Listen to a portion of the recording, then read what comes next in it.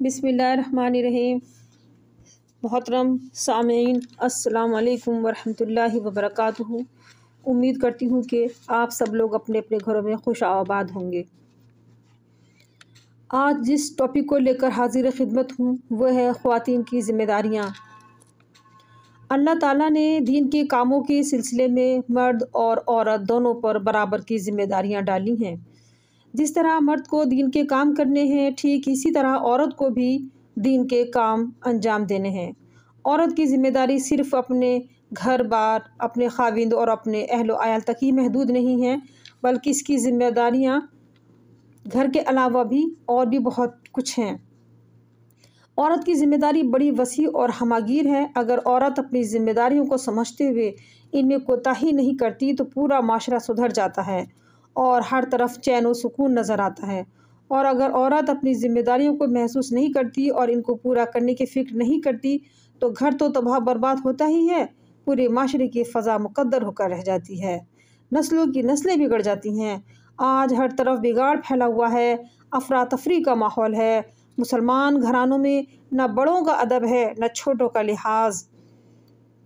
हर शख्स अपनी दुनिया में मस्त और मगन। छोटे छोटे बच्चे अनारकी में मुब्तला हैं। बच्चियों के अंदर से हया और शर्म बिल्कुल रुखसत हो चुकी है। इस सारे बिगाड़ की ज़िम्मेदारी हकीकत माँओं पर आयद होती है, इसलिए कि माँ की गोद बच्चे का पहला मदरसा है। अगर माँ अपने अखलाक और किरदार और अच्छी तरबियत से अपने बच्चों और शौहर पर असरअंदाज होती तो हाल इतना ख़राब ना होता और अखलाकी बिगाड़ इस कदर आम ना होता। आज मुसलमान घरानों में टेलीविज़न वगैरह की वजह से ये बुराई की और बेहयाई की वबा आम हो चुकी है। माँ बाप अपने बच्चों के साथ बैठकर टीवी की स्क्रीन पर गंदे और बेहया मनाजिर देखते हैं, जिसके नतीजे में बच्चों और वालिदैन के दरमियान कोई हिजाब बाकी नहीं रहता और बच्चे बड़े होकर फिर इसी माहौल के आदी हो जाते हैं। फिर उसके अलावा वो और भी खुराफात में मुब्तला हो जाते हैं। माँओं की ज़िम्मेदारी है कि वो अपने घर का माहौल अच्छा करें, अपने बच्चों की दीनी तरबियत करें। जिस तरह शौहर से दुनियावी कामों में ज़िद करके अपनी बातें मनवा लेती हैं, इसी तरह इस्लामी कामों में भी अपने शौहरों से ज़िद करें और उनको दीनी कामों के लिए आमादा करें, तो इंशाअल्लाह माशरे में अच्छी तब्दीली रोनुमा होगी। औरतों का एक बड़ा मर्ज़ बद अखलाकी भी है। गुस्ताखी माफ़, मैं भी इससे मुस्तस्ना नहीं हूँ। ये तमाम खुराफात हमारे अंदर भी पाई जाती हैं। अल्लाह हम सबको महफूज रखे। चुगली, बेहयाई, हसद, जलन, कीना, कपट, आपस में एक दूसरे से जलन, हसद वगैरह ये मर्ज़ औरतों में आम होता है, जिस तरह कि हम अपने माशरे में देखते भी हैं। अल्लाह के रसूल सल्लल्लाहु अलैहि वसल्लम ने फरमाया, तुम में से सबसे बेहतर वो है जिसके अखलाक सबसे अच्छे हों। हमारी तवज्जो इस्लामी इबादत की तरफ तो खूब होती है, लेकिन इस्लामी अखलाक के बारे में हम कभी सोचते भी नहीं। हमारी बहन अगर किसी बहन को अच्छे कपड़े पहने देखती हैं तो इनके अंदर हिर्स पैदा हो जाता है कि ऐसे कपड़े हमारे पास भी क्यों नहीं हैं। और अगर कोई बहन ज़्यादा खूबसूरत है तो इसको देखकर हसद करने लगती हैं, और अगर कोई अच्छा खा रहा है तो इस पर तबसरे शुरू हो जाते हैं। दो चार औरतें जब एक जगह जमा हो जाती हैं तो बस बुराइयों और गीबत और चुगली का एक बाज़ार गर्म हो जाता है। फ़लाँ औरत ऐसी, फ़लाँ की लड़की ऐसी, फ़लाँ का घर ऐसा और फ़लाँ का शौहर ऐसा।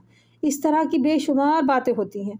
शौहर अगर हमेशा प्यार और मोहब्बत देता रहे, उसका हर तरह से ख्याल रखता रहे, उसको ऐश व आराम से रखता रहे, खुदा न खास्ता अगर इसने कोई मुतालबा पूरा नहीं किया तो फ़ौरन वो शौहर जो कि बड़ा महबूब था, बड़ा अच्छा नज़र आ रहा था, उसके अंदर 100 कमियाँ नज़र आने लगती हैं और अपनी सहेलियों से, अपने फ्रेंड्स के साथ उन अपने हस्बैंड की बुराइयां करने लगती हैं।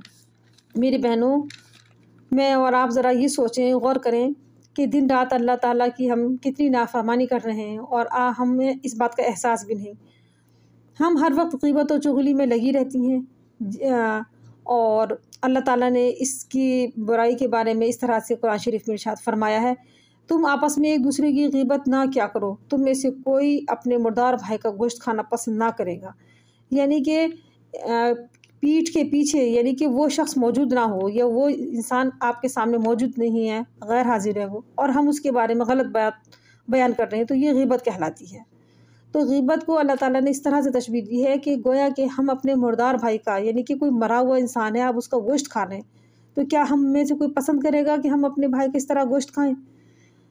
پہلے تو یہ ہے کہ یہ سب حرام ہے، حلال جانوروں کے علاوہ تو بس اس کے علاوہ کوئی گوشت کھایا نہیں جا سکتا، وہ بھی مردار، وہ بھی انسان کا، اللہ محافظ نہ، کبھی کوئی ایسا نہیں کر سکے گا۔ لیکن غیبت کرنا اتنی بری بات بتا ہی اللہ تعالیٰ نے کہ ایسا لگتا ہے اس کے بارے میں۔ تو یہ بہت بری بیماری ہے جو ہم خواتین کے اندر پائی جاتی ہے۔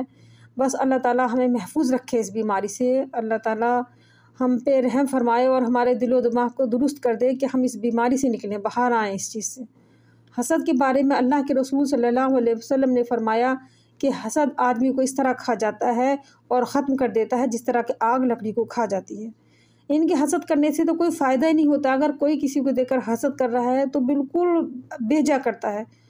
حسد کرنے سے سامنے والی کی چیز وہ ختم نہیں ہو جاتی، اللہ نے اگر اس کو نوازا ہے، وہ چیز اس کے پاس ہے تو وہ رہے گی۔ آپ اپنا خون جلا رہے ہیں، آپ اپنے آپ کو ٹینشن میں مبتلا کر رہے ہیں، آپ اللہ سے دعا کریے اللہ تعالیٰ آپ کو اس سے بھی بہتر نوازے۔ آپ دوسروں کی خوشی کو دیکھ کر خوش ہو جائیے، کسی نے اپنی کوئی اچھی چیز دکھائی ہے اس کی تعریف کر دیجیے، اس کا دل رکھ لیجیے۔ آپ یہ کوشش کرتے رہیے اپنے لیے کہ ہم بھی اچھے سے اچھا کریں، اچھا کام کریں، اچھی طرح زندگی گزاریں۔ دوسرے کو دیکھ کر کڑھنا، جلن کرنا، حسد کرنا بالکل بے معنی ہے، اس سے آپ اپنا خود نقصان کرتی ہیں اور گناہ میں مبتلا ہوتی ہیں۔ آپ کے اندر اس طرح کی برائیاں ہوں گی تو آپ ایک اچھی خاتون کیسے بن سکیں گی؟ آپ معاشرے میں پھیلی ہوئی برائیوں کا ازالہ کیسے کر سکیں گی؟ آپ کے بارے میں اللہ کے رسول صلی اللہ علیہ وسلم نے تو یہ فرمایا کہ یعنی کہ ہم تمام مسلمان ماؤں کے بارے میں فرمایا ہے کہ جنت تو ماؤں کے قدموں کے تلے ہے۔ تو کیا وہ ایسی ہی مائیں ہوتی ہیں جن کی تمام خرافاتیں اپنے اندر رکھتے ہوئے پھر ان کے لیے کہا جائے؟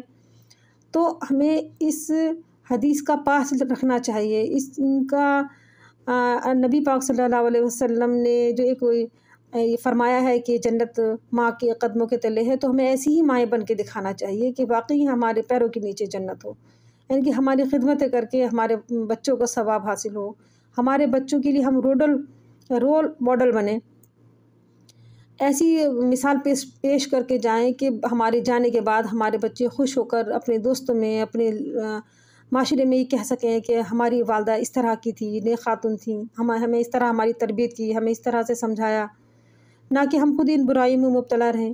اگر ہم ان برائیوں میں مبتلا رہے تو ہمارے بچوں پر کیا اثر پڑے گا؟ ہم اپنے بچوں کے لیے کیا نصیحتیں چھوڑ کر جائیں گے اپنے پیچھے؟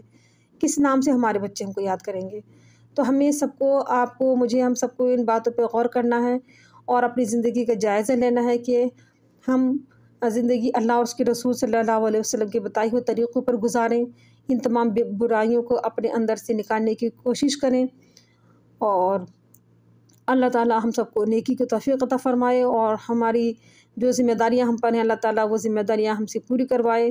ہم اپنے گھر میں اپنے بچوں کی اچھی پرورش کریں تاکہ ایک اچھا معاشرہ دنیا میں پیدا ہو سکے۔ اللہ تعالیٰ مجھے اور آپ سب کو ہدایت عطا فرمائے، آمین ثم آمین۔ السلام علیکم ورحمۃ اللہ۔